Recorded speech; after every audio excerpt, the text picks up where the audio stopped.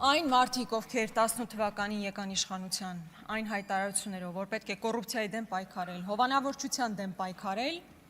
հիմա ամեն քայլափոխի կարող ես առերեսվել մի իրականության, որտեղ տեղի է ունենում կոռուպցիա, հովանավորչություն, գումարների խոշոր մսխում։ Ես հիմա կփորձեմ փաստերով ներկայացնել մի քանի դրվագներ պարզապես։ Օրինակ, Ստեփանավանի ՔՊ-ական համայնքապետ Արմեն Գրիգորյանը, ով կազմակերպություն էր հիմնադրել 2018 թվականին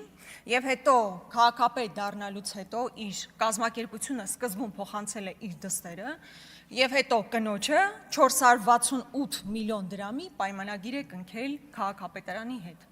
Փաստացի իր կառավարման օրոք 468 միլիոն դրամի պայմանագիր է կնքվել իր իսկ կողմից ձևավորված եւ հետո կնոջը փոխանցված կազմակերպության հետ։ Սա այն է հովանավորչությունը ուրիշ ձև կամ կոռուպցիան ուրիշ ձև ինչպես պետքա դրսևորվի։ Հաջորդը վերջերս հայտնի դարձավ կարծես թե ֆակտորի որոշակի վերլուծությունների արդյունքում, որ 207 միլիոն դրամ կամ 550,000 դոլար գաղտնի ընթացակարգով մեկ անձից գնումների տրամաբանությամբ փոխանցվել է մի կազմակերպության, որը հիմնականում կապվում է Վարդան Ազատյան անուն ազգանուն ունեցող մարդու հետ, ինչ որ վերլուծություններ կատարելու մասով։ Այսինքն գաղտնի ընթացակարգով մեր քաղաքացիների գրպանից 550,000 դոլար տրամադրվում է մի մարդու ինչ որ վերլուծություններ կատարելու մասով, ես ուզում եմ հիշեցնել, որ տվյալ անձ օրինակ հեղինակել է ովքեր արեցին հեղափոխությունը ստեղծագործությունը, այսինքն մերձիշխանական մարդուն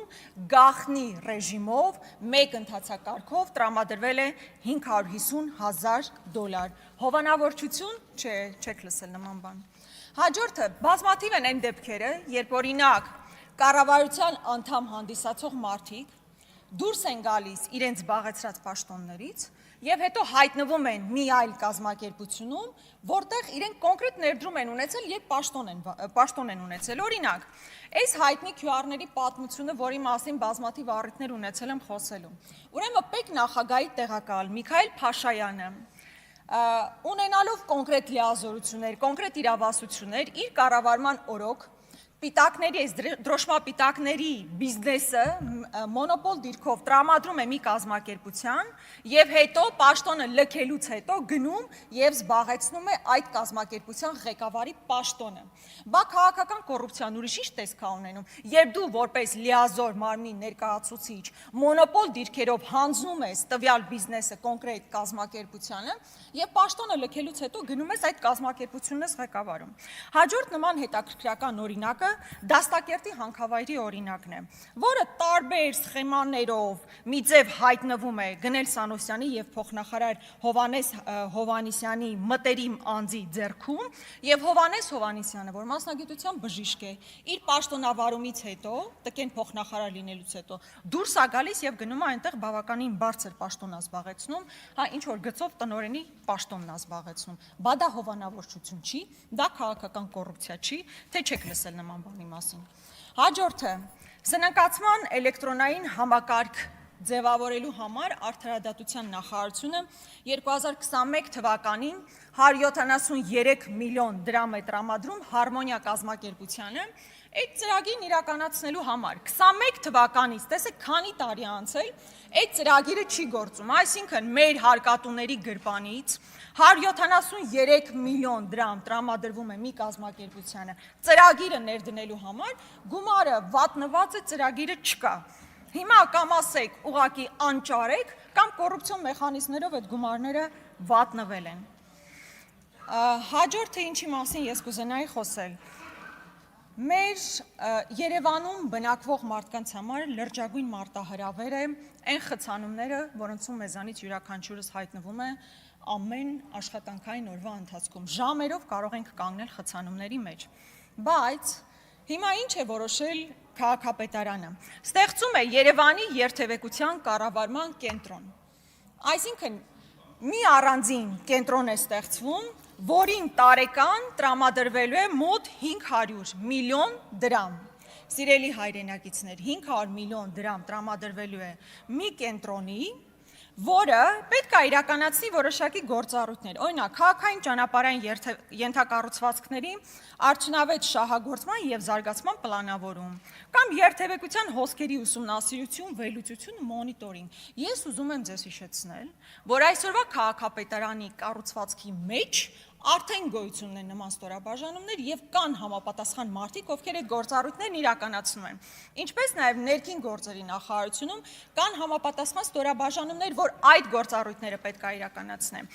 Ինչն է հետաքրքիր, որ այս մարդիկ, օրինակ, ստանալու են 1.800.000 դրամ աշխատավարձ, 1.700.000 դրամ աշխատավարձ, ու այսպես այս հաստիկացուցակը, որ նայում ես, ուզում ես հասկանալ, երկրի նախագահան ավելի ցածր աշխատավարձ է ստանալու, քան երթևեկությանը հետևող մարդը։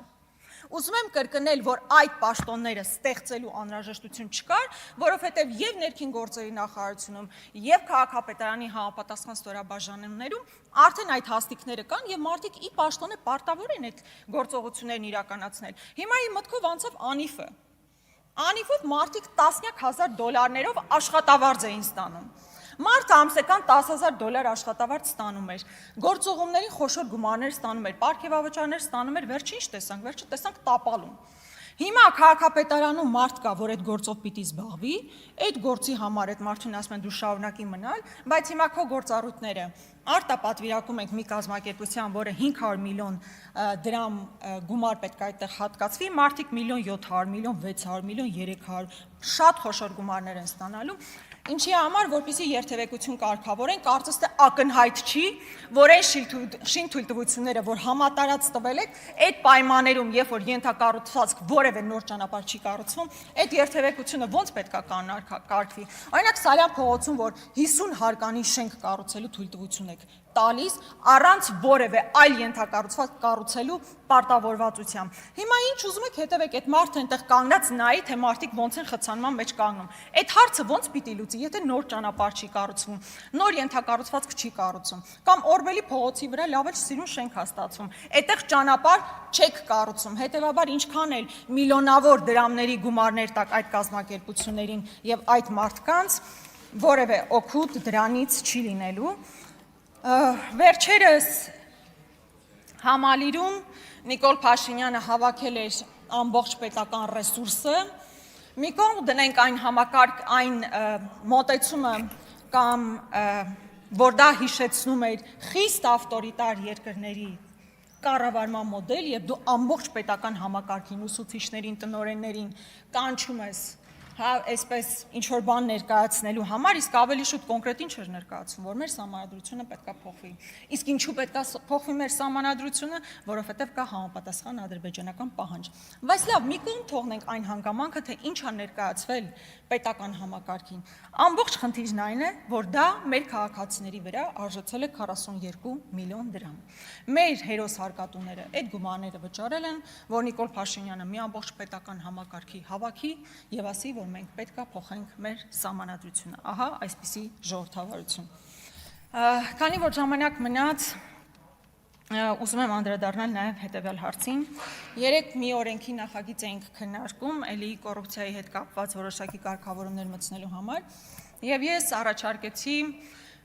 որ օրինակ այն կազմակերպություններում, որտեղ կառավարությունը մասնաբաժին ունի, խոսքը Ամոսար, Վիվասել եւ պղնձամոլիբդենային, համենայն դեպս այդ երեք այս բանին հիշեցի, միգուցե ավել հատվածներ կան, այդտեղ նշանակված մարդիկ ունենան պարտավորություն հայտարարագիր ներկայացնելու։ Օրինակ ես պետք է անկեղծ լինեմ, ես ինչու չպետք է իմանամ, թե օրինակ Գնել Սանոսյանը պաշտոնը լքելուց հետո նախ ինչ ունի հիմա եւ ամուս Սարում նշանակվելուց հետո ինչպիսի հաջողությունների է հասել։ Կամ օրինակ պղնձամոլիբդենային այդ կոմբինատում նշանակված իմ համաքաղաքացի Նարեկ Բաբայանը, ում մասին ուղղակի լեգենդներ են պտտվում մեր քաղաքում, ընդհանրապես մարզում։ Մի հատ գնացեք հարցրեք Նարեկ Բաբայանի մասին մինչև 18 թվականը եւ հիմա հարցրեք Նարեկ Բաբայանը ինչպիսի հաջողություններ ունի։ Յուրաքանչյուր կապանցի, քաջարանցի ձեզ կբացահայտի, թե ինչպիսի հաջողությունների է ինքը հասել։ Բայց ես այդ լեգենդներին, այդ միֆերին չտրվելու համար ասում եմ, որ այն մարդիկ, ովքեր նշանակվում են այդ պաշտոնների, իրենք պետք է ներկայացնեն հայտարարագիր, որպեսզի մեզանից յուրաքանչյուրը հասկանա, թե որտեղ էին եւ հիմա որտեղ են գտնվում։ Շնորհակալություն։